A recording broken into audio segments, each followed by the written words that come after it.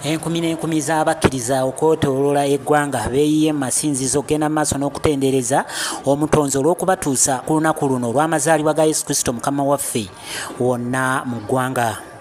Bangi ku bannayuganda balabiddwako nga bakedde nawankya okugenda mu maaso n'okutendereza omutonzi olw'okubatuusa ku lunaku luno.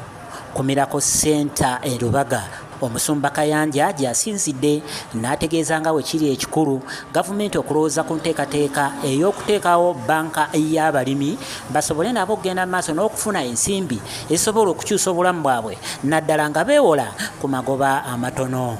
Naye njagala mmanye nti bwe mbeera mulimi nga ndi mulimi wa bino, ebbanka yange yindi wenja okugenda okujja ssente za 5%. Abakugu bajje bankebere, bankakase, balabe ebitabo byange, bampe nkole employing abantu, tukole ekintu kitambule. Ekintu kyengenda okulima gundi yakitwala. Awo ne bw'omanga ompadde obuvunaanyizibwa noonya abatwala bye nnima, nja kubanoonya ne beene ba China oba Dubai oba luddawa.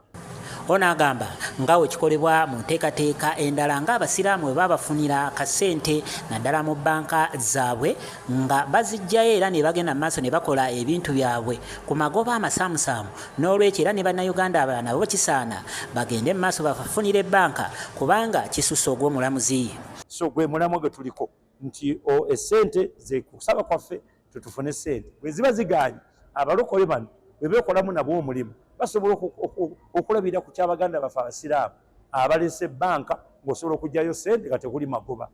Ono okwogera bino kijjidde mu kiseera nga bannayuganda bangi tebalina mirimu ate n'abo abagirina nga ssente ezibasasulwa ntono nnyo kyokka ng'ate bwe baba bafunye kapito oba gamba ensimbi ezitandikirwako basobola bulungi okwekulaakulanya mu bintu eby'enjawulo kubanga mu kiseera kino ensi yeetaaga bayiiya.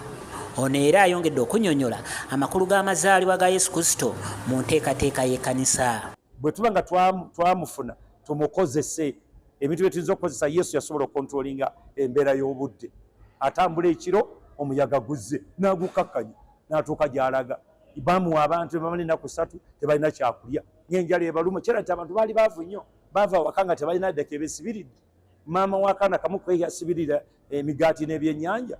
So Yesu nasobola obibaza. Yesu atuyigiriza nti bw'obanga onnina n'onzikiriza n'otwala amafuta gange ge nnina ojja kusobola okusolovinga buli kizibu kyonna ekikwaŋŋanga. Ebeera embeera ya budde, ebeera enjala, ebeera endwadde, ebeera ya bizibu, gibe emisolo. Yesu asobola bulungi nnyo okutuyamba. Gwe mwaka guno ogenda okutambula ogwa 2025 kubanga namba 2 mu Luyudaaya kitegeeza nnyumba. Era tuli ku kaweefube abantu bafune amataka bazimba amayumba. Omusumba Kayanja era akubiriza abantu okugenda mu maaso n'okukola ennyo wakati mu kulaba nga buli kimu kikyuka mu ggwanga lino.